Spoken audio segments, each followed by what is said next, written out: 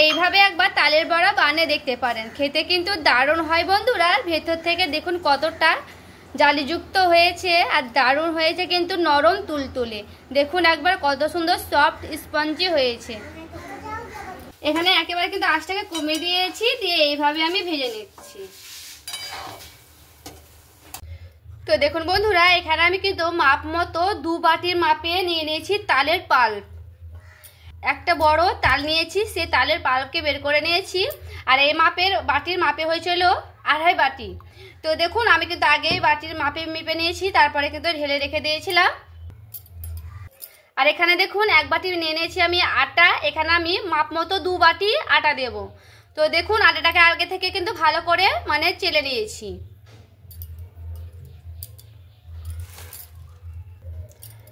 আর এই যে দেখুন 2 বাটি কিন্তু মাপে আমি মেপে নিয়েছি, 2 বাটি দিলাম।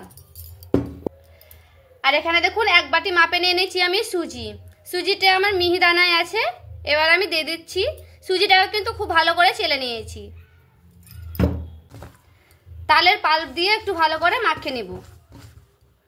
আর দেখুন বুঝতেই পারছেন কেমন হয়েছে।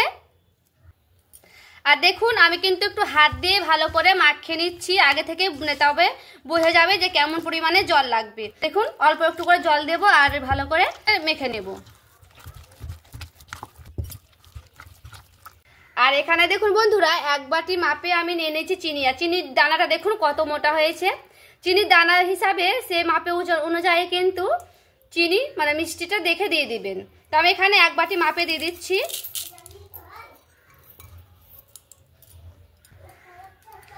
চিনিটা দিয়ে একটু ভালো মতো করে নাড়াচাড়া করে নেব। ভালো করে কিন্তু আমি চিনিটার সঙ্গে আসে তালের আটার গড়ার সঙ্গে ভালো করে মিশিয়ে নিয়েছি। আর দেখুন চিনিটাকে আমি গলতে কিন্তু প্রায় 10 থেকে 15 মিনিট রেখে দেব রেস্টে। আর পরে কিন্তু দেখে নেবেন যে মিষ্টিটা কেমন হয়েছে। মিষ্টি কম লেগে থাকলে কিন্তু পরে থেকে দিয়ে দিতেও পারেন। এখানে আমি দিয়ে দিচ্ছি মোহরি দিলে কিন্তু খেতে খুব ভালো লাগে, মুখে পড়বে তখন। এখানে কিন্তু সাদা জিরে দেওয়া যায়, সাদা জিরে কিন্তু দিলেও খুব ভালো হবে। তো আমি দেখুন মোহরিটাকে দিয়ে খুব ভালো মতো করে ফেটিয়ে নেব। এই তালের বড়াটা করলে যতটা ফাটাবেন তত ভালোভাবে কিন্তু তালের বড়া ফুলবে আর কিন্তু নরম তুলতুলে হবে। তো আমি একটু ভালো মতো করে ফেটিয়ে নিচ্ছি। আর দেখুন বন্ধুরা আমি কিন্তু পারফেক্টভাবে ভালো করে মাখিয়ে নিয়ে চলে এসেছি।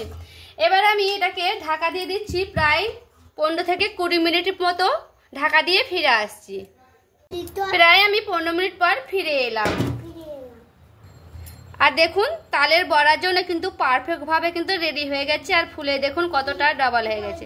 আর ভালো মতো গরম হতে থাক বন্ধুরা। আমার কিন্তু ভালো মতো করে গরম করা হয়ে গেছে। আর এদিকে আমি একটা ফুটো ফুটো থালা নিয়েছি, আর এখানে একটা বাটির উপরে দিয়ে দেবো। আর দেখুন বন্ধুরা এখানে আমি ব্যাটারটা রেডি করে নিয়েছি। যেটা ব্যাটার সেটা আমি নিয়ে নিচ্ছি। এখান থেকে আমি অল্প করে হাতে করে নেব আর এইভাবে দিব। দেখুন এইভাবে আমি হালকা করে এইভাবে দিয়ে দিচ্ছি। দেখুন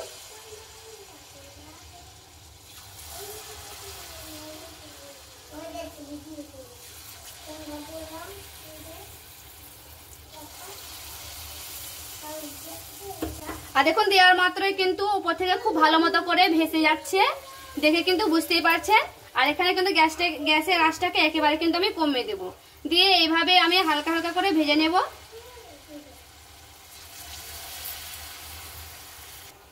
আর দেখুন বন্ধুরা এপিট ওপিট করে আমি খুব ভালো মতো করে ভেজে নিচ্ছি। আর দেখুন ফুলে কিন্তু খুব সুন্দর ডাবল হয়ে গেছে। এবার আমি এইভাবে উঠিয়ে নিচ্ছি ঝেড়ে ঝেড়ে, দিয়ে এইভাবে ফুটো থালার উপরে রেখে দিচ্ছি। যেগুলো তেল থাকবে বাকিগুলো সেগুলো কিন্তু বাটির উপরে পড়ে যাবে, তার জন্য কিন্তু আমি এইভাবে দিয়ে রেখেছি। তো দেখুন এইভাবে আমি উঠিয়ে নিয়েছি। আর দেখুন বাকিগুলোকে আমি কিন্তু এইভাবে ভেজে নিচ্ছি।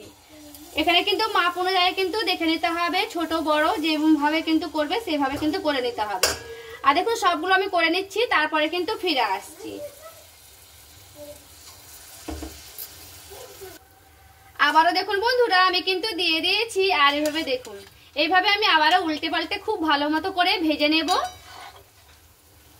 এখানে একেবারে কিন্তু আঁচটাকে কমিয়ে দিয়েছি, দিয়ে এইভাবে আমি ভেজে নিচ্ছি।